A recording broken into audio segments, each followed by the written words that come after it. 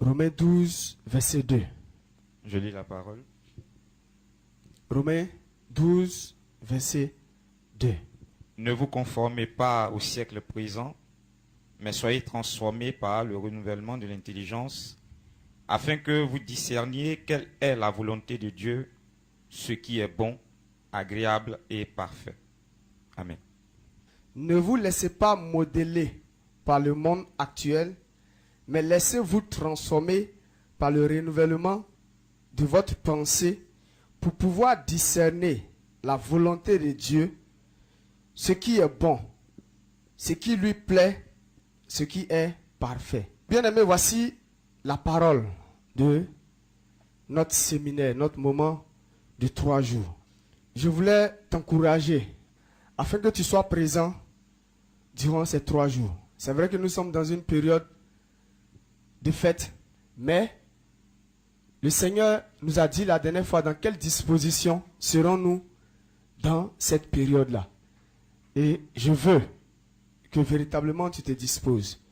Donc voici le verset de base, le passage sur lequel nous allons méditer. Romains 12, verset 2.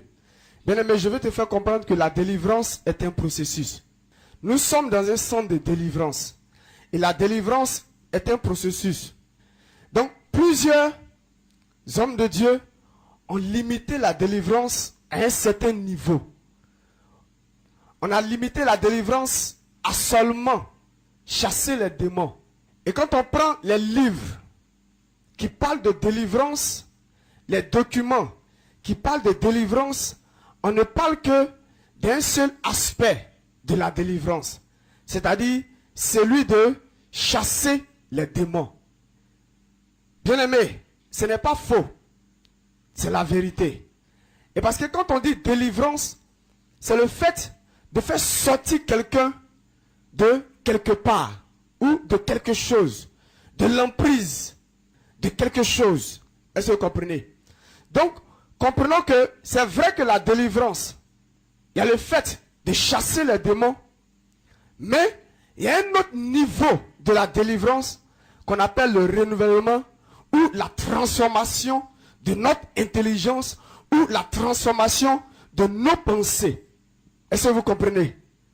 Voilà. Et la Bible dit que mon peuple périt faute de connaissance. Et beaucoup ont accentué leur ministère sur seulement le fait de chasser les démons. Mais on a oublié que il y a un autre aspect de la délivrance qui est la transformation de nos pensées, la transformation de notre être. Donc, quand on parle, Dieu dit, ne vous laissez pas modeler par ce monde actuel. Ça, c'est dans ma version. Ça veut dire que le monde est venu pour nous transformer. Le monde nous donne quelque chose de différent. Quand on parle de modeler, c'est donner une forme à quelque chose. C'est agir sur une chose afin de lui donner une forme. Donc le monde agit sur nous pour nous donner une forme. Pour qu'on soit à son image. Et c'est très important. C'est ça qu'il dit. Mais laissez-vous transformer. Donc, le but de ce séminaire, c'est de transformer notre mentalité. c'est de transformer nos pensées. C'est de transformer notre intelligence. Amen. Donc quand on dit renouveler, ça veut dire rendre nouveau, rendre neuf, ou bien revenir au modèle original. Donc on revient au modèle original. Donc ça veut dire quoi? Ça veut dire qu'il y a quelque chose qui a eu lieu. Si on doit revenir à ce qui est nouveau, ça veut dire qu'il y a quelque chose qui s'est passé. Amen. Revenir à quelque chose de neuf. Il y a eu une transformation qui s'est passée en l'homme. Donc, on va répondre d'abord à cette question. Pourquoi notre intelligence doit être renouvelée? La première réponse, c'est que à cause du péché, Genèse 3, 4, 7, à cause du péché, la Bible dit que notre intelligence doit être renouvelée. Satan a poussé l'homme à désobéir à Dieu. Et à cause de la désobéissance, il y a eu des modifications en l'homme, au niveau de son esprit, au niveau de son âme et au niveau de son corps. Et la pensée se trouve au niveau de notre âme. Alors que la Bible dit que l'âme qui pêche, c'est elle qui mourra. Donc ça veut dire qu'il y a un travail que Satan a fait par rapport à notre âme. Satan a modifié notre âme. Parce qu'on sait que l'homme est constitué de l'esprit, de l'âme et du corps. Et c'est l'esprit qui est en communication avec Dieu. Ou notre esprit était en communication avec Dieu lorsque l'homme était à Éden. Mais dès que le péché est rentré, il y a eu cassure entre l'homme et son Dieu. Il y a eu séparation. Donc, automatiquement, Satan s'est précipité. Et il a commencé à agir sur notre âme, sur notre pensée, sur notre intelligence. Et qu'est-ce que le diable a fait? Il a donné un pouvoir à l'âme. Le pouvoir que l'esprit avait de pouvoir communiquer avec Dieu, il a renversé le processus de communication de l'homme avec son Dieu. Et il a dit à l'homme que ce n'est plus l'esprit, mais c'est ton âme qui doit être conscient de ton environnement. C'est ton âme qui doit être conscient de ce que tu es. C'est ta personnalité. Et c'est ce que tu dois être. Donc quand on lit dans Genèse 3, on voit que le but de Satan, c'était de donner un pouvoir à notre âme. Parce qu'il a dit, si tu manges de l'arbre, de la connaissance du bien et puis du mal, tu seras comme Dieu. Il dit, tu seras comme Dieu. Et tes yeux vont s'ouvrir. Donc en disant que tes yeux vont s'ouvrir, il était en train de préparer quelque chose pour donner un pouvoir à notre âme. Et dès qu'il a fini de faire ce processus, il attaque la deuxième chose, c'est-à-dire le monde. Maintenant que l'homme est conscient de son environnement, parce que dès que l'homme a péché, la première réaction de l'homme, c'est que l'homme a su qu'il était nu. Amen. Donc l'homme a commencé à prendre conscience de son environnement, de son état. Tout de suite, le monde va commencer à influencer l'homme. Genèse 11, verset 4. La tour de Babel. L'homme va commencer à réfléchir. Les hommes vont se mettre ensemble. Ils vont dire, il faille qu'on fasse quelque chose pour pouvoir atteindre Dieu. Il faille qu'on sache qu'est-ce qui se passe de l'autre côté là-bas, dans les cieux. On veut voir ce qui se passe là-bas. Et les hommes, par leur intelligence, par leur pensée, vont commencer à faire des choses que Dieu n'aime pas. Et le monde va influencer l'homme à plusieurs niveaux. Au niveau de l'éducation, au niveau de l'éducation, au niveau même des parents, au niveau de l'éducation avec son environnement, au niveau de la coutume, des traditions. Amen. Toutes ces choses vont influencer l'homme à telle enseigne que les pensées de l'homme seront orientées seulement vers ces choses-là. C'est ça seulement que l'homme va connaître. C'est ce que l'homme va connaître comme réalité autour de lui. Puisque l'homme est coupé de Dieu, ça sera difficile que l'homme puisse savoir ce que Dieu veut. Amen. Mais tout ce que l'homme va faire, c'est dans le but de satisfaire à ses besoins. Dans le but d'être en sécurité. Dans le but de se sentir à l'aise. Amen.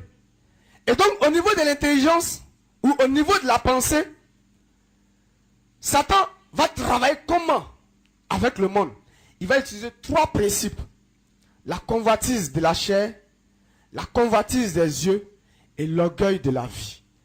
Voici les 3 éléments que Satan va utiliser à travers le monde pour changer les pensées de l'homme.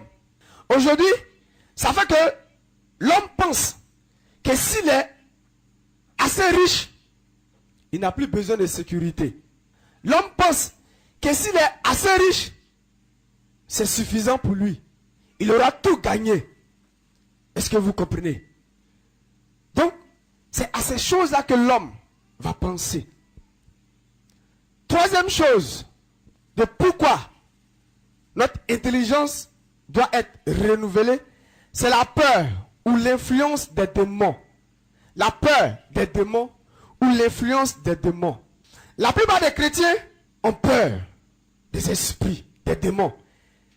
Cela part du fait que Satan va faire une pression sur nous, sur nos pensées, pour nous faire croire que c'est lui qui est Dieu, pour nous faire croire que c'est lui qui détient la puissance. Il va commencer à nous troubler avec des choses, avec des actions, des persécutions qu'il va envoyer au travers de ces esprits-là, des démons, pour dire aux hommes, ou pour faire croire aux hommes que les démons sont plus puissants que Dieu.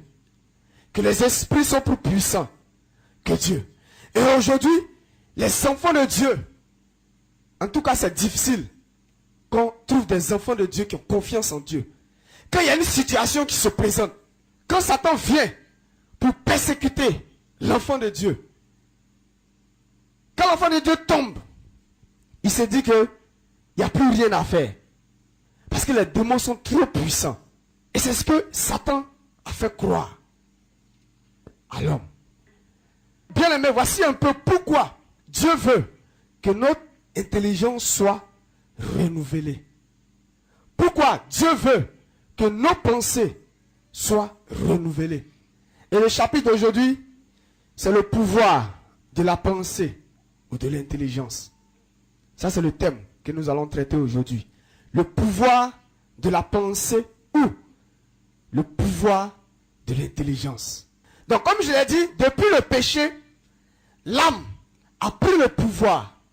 L'intelligence a pris le pouvoir sur notre esprit.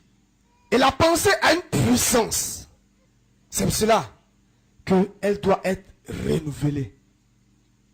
Dès que le péché est rentré, la première réaction que Satan a communiquée à l'homme, à cause de ce que l'homme a goûté à l'âme de la connaissance du bien et puis du mal, parce que quand on parle de la connaissance, c'est la pensée qui réagit, c'est la pensée, c'est notre intelligence qui cherche à connaître.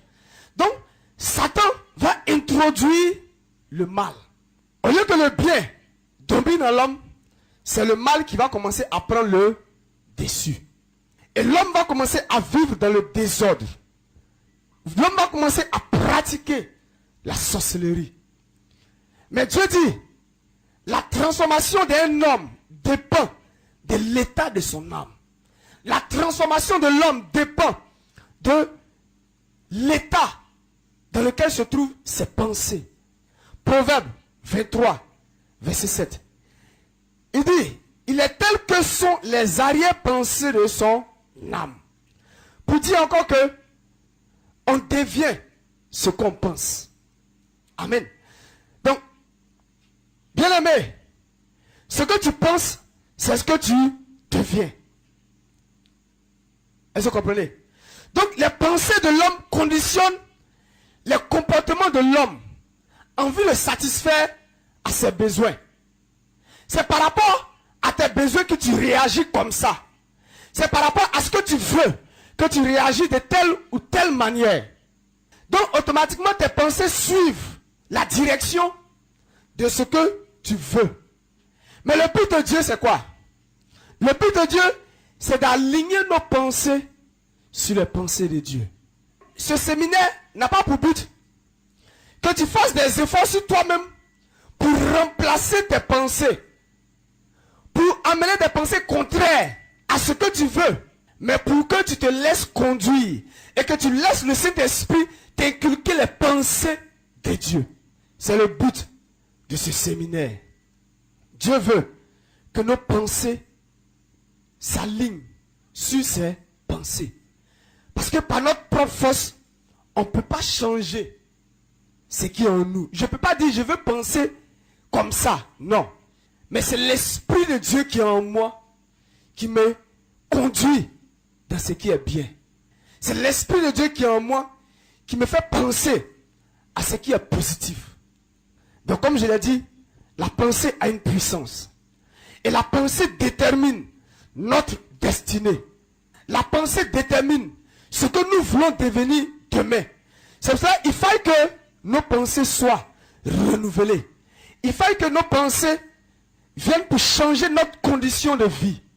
Et comprenez que chaque religion, chaque courant de pensée politique, social, est toujours influencé par la pensée d'une personne. Aujourd'hui, il y a la guerre parce qu'il y a quelqu'un qui a eu une pensée et qui l'a communiquée aux hommes. Et on doit comprendre que même si cette personne meurt, la pensée demeure.